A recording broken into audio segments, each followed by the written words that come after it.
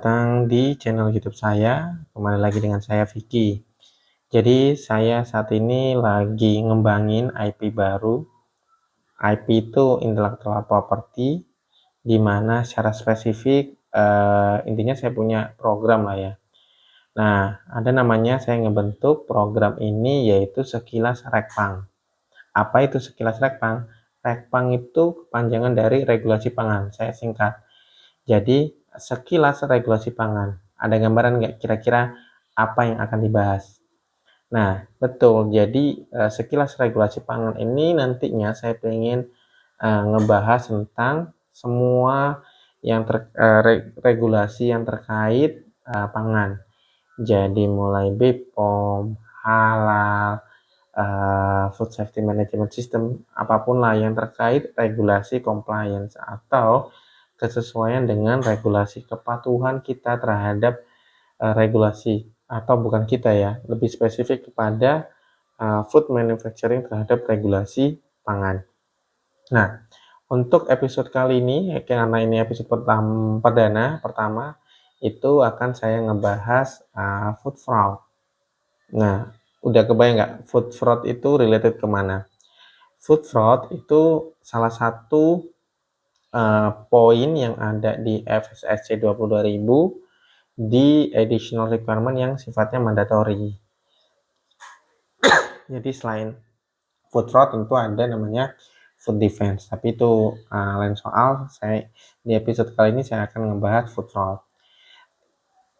Food fraud terus jenis-jenisnya apa aja. Sebenarnya kalau food fraud itu secara spesifik yang perlu kita ketahui adalah pengertiannya food fraud seperti apa, jenis-jenis food fraud yang ada itu apa, dan bagaimana cara untuk risk assessment, analisa resiko food fraud itu bagaimana. Nah, tapi untuk episode kali ini saya akan coba spesifik ngebahas jenis-jenis food fraud itu apa. Tujuannya apa? Karena kalau kita tahu jenis-jenis food fraud, pemalsuan pada pangan, itu apa aja, kita akan bisa melakukan penyusunan action plan, corrective action terhadap semua resiko pemalsuan pada produk atau material yang kita terima. Karena kalau saya coba memposisikan sebagai food manufacturing, kita kan akan cari material, bahan baku, packaging material, dan harapan itu yang kita cari, kita dapat, kita beli sesuai dengan spesifikasi yang kita inginkan dari awal, tanpa ada pemalsuan. Nah, sebelum ke jenis-jenis food fraud, ada alangkah baiknya kita perlu tahu food fraud itu apa sih sebenarnya. Food fraud itu kalau bahasa saya itu adalah bentuk pemalsuan dari produk pangan. Udah gitu aja. Pemalsuan pada produk pangan dengan atau secara disengaja untuk tujuannya ekonomi, motifnya ekonomi. Jadi ada 3 kunci. 1, pemalsuan pada produk pangan. Kedua, dilakukan dengan sengaja. Yang ketiga, motif ekonomi. Jadi dilakukan dengan sadar oleh supplier. Seperti itu. Itu food fraud. Nah, setelah kita perlu tahu food fraud itu apa intinya, nah kita perlu tahu jenis-jenis food fraud itu seperti apa. Nah, mengutip dari GFSI atau Global Food Safety Initiative, mereka mengkategorikan food fraud itu ada 7 jenis. Yang pertama adalah substitusi, concealment, dilusi, unapproved enhancement. 4 ini kategorinya adulteration atau pemalsuan pada bahan baku. Nah, 3 lainnya itu tidak termasuk adulteration, itu adalah mislabeling, gray market, counterfeit. Nah, apakah ada jenis-jenis food fraud di luar ini? Ada, tapi yang umum dipakai dalam FSSC 22000 adalah 7 ini. Nggak masalah ada yang lain, malah ada tambahan baru, informasi baru memang kalau misalnya ada. Jadi untuk melengkapi kita agar aware sebagai konsumen lah, agar kita beli produk atau barang itu benar-benar sesuai dengan apa yang kita inginkan, sesuai dengan spesifikasinya. Oke, langsung masuk ke jenis-jenis adulteration atau pemalsuan bahan baku. Nah, ini kan ada 4 yang saya ulang, ada substitusi, dilution, concealment, unapproved enhancement. Mari kita bahas satu-satu bedanya apa. Oke, yang pertama adalah substitusi. Substitusi adalah proses penggantian bahan yang bermutu tinggi dengan bahan lain yang bermutu rendah. Nah, intinya apa? Intinya substitusi adalah penggantian bahan baku yang spesifikasinya tinggi diganti yang rendah. Tapi karena kita nggak tahu yang punya karakteristik yang sama lah, jadi kita kayak nggak tahu bahwa ini memang dipalsu. Contohnya apa? Contohnya minyak biji bunga matahari atau sunflower oil diganti dengan mineral oil lainnya, canola oil, soybean oil, dan sebagainya. Nah, kenapa diganti dengan ini? Karena harganya jauh lebih murah. Contoh yang tadi yang sunflower oil per kilonya misal 20.000. Ternyata kalau diganti dengan canola oil harganya 10.000. Menguntungkan, tapi secara karakteristik hampir sama. Kita susah untuk membedakan kalau enggak uji lab. Contoh yang paling gampang lagi adalah bakso. Bakso kan base-nya terbuat dari daging sapi. Nah, karena lain sebagainya, karena pengen pedagangnya mendapatkan untung yang banyak, makanya dicampur juga dengan daging tikus atau diganti dengan daging tikus yang harganya juga murah. Nah, ini kan bahaya banget. Bukan murah lah, malah nggak ada karena tinggal cari aja. Dan itu kan menyangkut keamanan pangan lah ya, berbahaya bagi kita selaku konsumen. Itu substitusi. Nah, bedanya apa sama dilusi? Dilusi sama substitusi itu sama. Sama-sama proses pencampuran dari bahan yang bermutu tinggi dicampur dengan bahan yang rendah. Nah, bedanya apa? Substitusi dan dilusi hanya berbeda pada istilahnya bahan dasarnya, bahan bakunya. Satu substitusi itu bahan padat, untuk dilusi bahan cair atau liquid. Contohnya apa? Contohnya pencampuran air standar air minum atau potable water dengan air yang tidak standar atau yang tidak standar air minum atau air sumur lah ya. Yang kedua adalah minyak goreng bermutu tinggi yang dicampur dengan minyak goreng curah. Itu kan nggak tahu nih. Kalau memang diganti total pasti tahu. Tapi biasanya kalau pemalsuan itu separuh-separuh lah, 50-50 atau 70-30. Yang penting nggak sampai merubah karakteristik. Jadi biar nggak kelihatan. Karena kalau kelihatan kan semua konsumen kan pasti aware.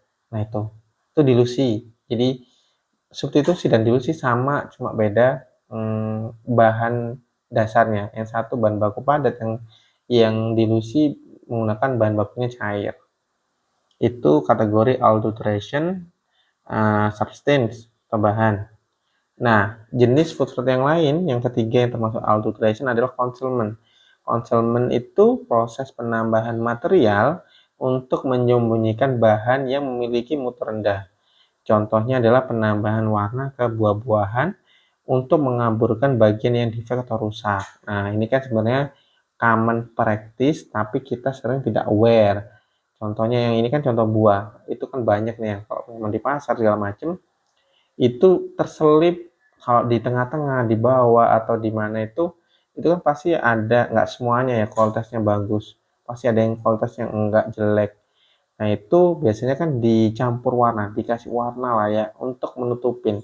Sehingga nganggapnya kalau memang jeruk warnanya yang bagus itu warnanya kuning oranye gitu, tapi ini kan udah agak busuk, udah ada agak hitam-hitam. Nah, itu coba ditambahkan warna-warna tersebut sehingga menyamarkan. Nah, proses penambahan material untuk menyembunyikan bahan yang memiliki mutu rendah ini namanya concealment. Contohnya apalagi nanti coba share di kolom komentar lah ya, karena kita untuk proses pembelajaran. Nah, itu tadi concealment. Yang terakhir untuk adulteration itu apa? Unapproved enhancement. Itu apa? Itu adalah proses penambahan bahan yang tidak tercantum pada label atau bahan yang tidak diketahui dengan tujuan untuk meningkatkan mutu produk.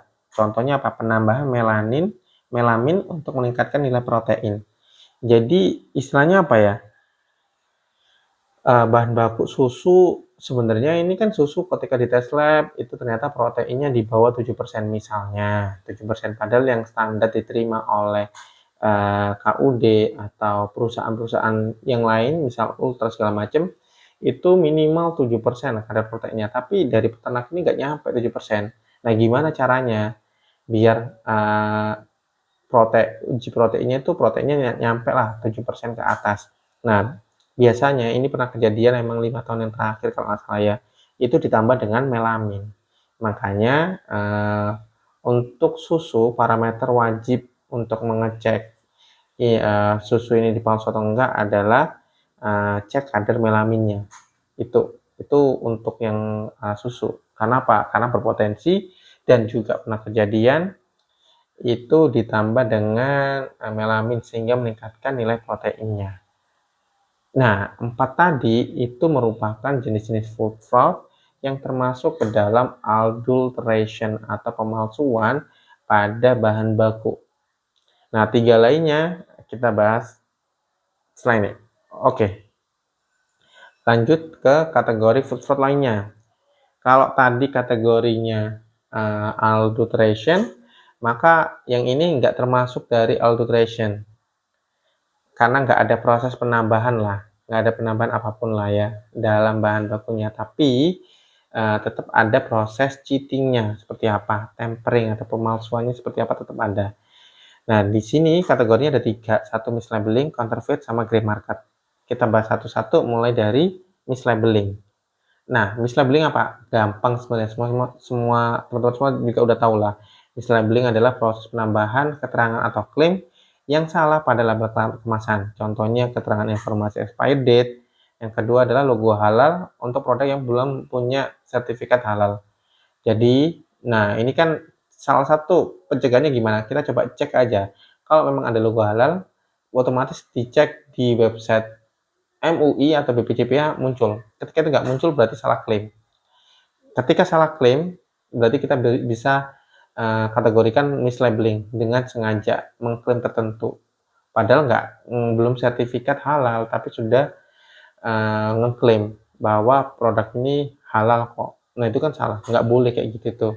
Itu termasuk praktek cheating, nggak boleh. Nah, yang kedua adalah keterangan informasi expired date. Nah, ini banyak banget. Expirednya padahal udah expired, tapi diganti ternyata seolah-olah belum expired. Dan itu akan mempengaruhi nggak cuma misinformasi ya, tapi kan juga berbahaya. Berbahaya bagi siapa? Bagi konsumen. Karena kita nggak tahu apa namanya pada saat sudah expired akan merubah struktur, kemudian status keamanan pangannya dari yang memang nggak berbahaya menjadi berbahaya karena kita nggak tahu apa namanya men-trigger bahan toksik atau patogen lainnya seperti apa. Itu dari mislabeling. Kemudian yang kedua adalah counterfeit. Counterfeit itu adalah proses copy paste sebuah produk mulai dari brand, kemasan, metode, dan logo. Nah, ini kan intinya kalau counterfeit itu kok mencuri ya, copy paste desain dari suatu produk A dikopas jadi produk B sesuai miliknya dia, kopas persis sama, namanya kopas seperti sama. Contohnya apa? Mungkin saya bisa share, di tempat saya bekerja juga pernah kejadian itu, mungkin dari tahun lalu ya sampai sekarang, tapi sudah dilakukan penindakan. Nah, counterfeit yang dilakukan apa? Salah satu produk kita dipalsu persis banget dengan harga dan dijual dengan harga yang lebih murah. Nah, itu kan sebenarnya impact-nya apa? Ngerusak pasarannya kita, market kita, brand-nya kita, tapi dia tetap dapat untung. Karena apa? Ngejual lebih rendah, nggak tahu itu jaminan dia dapat produknya dari mana. Tapi kita tahunya dari mana. Salah satu sales menginformasikan ke saya bahwa ada salah satu brand persis banget dengan produk kita, dan setelah coba saya cek ternyata emang persis banget, tapi nggak mencantumkan nomor izin edarnya salah, di produksinya juga nggak ada, di kemas ulang juga nggak ada, jadi kayak nggak ada keterangan apapun lah di sana. Tapi mirip banget warnanya, layoutnya segala macam persis banget. Dan itu kita akhirnya lapor ke BPOM bahwa bentar ini waktunya mau habis, saya pause dulu. Oke. Oke, sip. Jadi balik lagi, itu akhirnya apa yang kita lakukan, apa yang saya lakukan waktu itu informasi ke BPOM dengan menyertakan bukti-buktinya, dan kita valid dan ditanya di daerah mana kejadiannya. Waktu itu kejadian ditemukannya produk palsu tersebut di daerah Sumatera, persisnya di Medan, Batam, segala macam, daerah Sumatera lah itu ada. Dan akhirnya BPOM Pusat melakukan penindaklanjutan ke sana, dicari ke toko-tokonya, dan memang ketemu. Akhirnya apa, dari BPOM melakukan pemusnahan untuk sisa produk stok yang tersisa. Kemudian selaku penjualnya harus menandatangani surat komitmen lah ya, jika tidak akan mengulangi atau membeli dari distributor yang nggak resmi, istilahnya kayak gitu. Karena kalau memang tetap dilakukan, maka ada tindakan tegas dari Badan POM saat itu. Jadi counterfeit ini ya bahaya banget sebenarnya kalau kita nggak jeli. Karena apa? Karena bisa menghancurkan brand image dari produk kita sendiri sebenarnya. Karena terutama dijual dengan harga yang lebih murah. Itu sih bahayanya. Ketika orang mindset Indonesia itu kan sesuatu hal yang murah, itu agak apa namanya, mengaburkan dari sisi lu kan sama persis, apanya yang sama. Ketika coba dicek lebih detail, ternyata nggak sama kok. Dua produk itu nggak identik, sepintas identik tapi tidak sama sebenarnya. Nah, kategori fraud yang terakhir itu adalah grey market. Grey market itu apa? Kalau semua orang, teman-teman semua tahu lah grey market itu apa sih, jadi nggak perlu jelasin saya detail, tapi intinya adalah produk yang dijual tidak sesuai dengan target marketnya. Contohnya di sini adalah produk yang harusnya dijual di market Amerika tetapi muncul di Cina, padahal secara institusi perusahaannya sudah merumuskan bahwa untuk produk A hanya boleh dijual di di Amerika. Loh, tapi kok muncul ya di Cina? Nah, ini produknya apa? Kenapa kok bisa muncul? Dan pastinya kalau kalau muncul ada, itu harganya jauh lebih murah. Kenapa murah? Ya nggak tahu ya, tapi itu mungkin karena nggak kena bebas pajak dan segala macam. Tapi yang penting harganya lebih murah, tapi dari yang nggak resmi, bahan atau produknya itu ilegal lah ya. Dan itu yang termasuk kategori grey market. Nah, oke, ini sudah. Jadi intinya apa yang saya jelaskan hari ini adalah tentang food fraud. Food fraud adalah, balik lagi ya, food fraud adalah proses pemalsuan dari perusahaan atau supplier tertentu yang dilakukan secara sengaja dengan tujuan ekonomi, dengan motif ekonomi. Apa aja jenis-jenisnya? Totalnya ada 7. Yang pertama substitusi, concealment, dilution, and approved enhancement, termasuk kategori adulteration atau pemalsuan pada bahan baku. Sisanya di luar adulteration adalah mislabeling, grey market, counterfeit. Nah, itu aja yang bisa saya bagikan untuk episode pertama dari channel Sekilas Rekpang kali ini. Mudah-mudahan bermanfaat. Kalau teman-teman ada pertanyaan terkait topik yang ini, yang lagi di episode kali ini, ngedrop aja pertanyaan di kolom komentar. Sebisa mungkin saya coba bantu jawab. Kalau memang ada yang nggak ngerti, mungkin saya info pending dulu, saya coba cari jawabannya. Itu aja, mudah-mudahan bermanfaat bagi teman-teman semua yang mendengarkan. Sampai jumpa di episode berikutnya dari Sekilas Rekpang. Saya Vicky, saya undur diri. Sampai jumpa. Selamat siang. Bye-bye.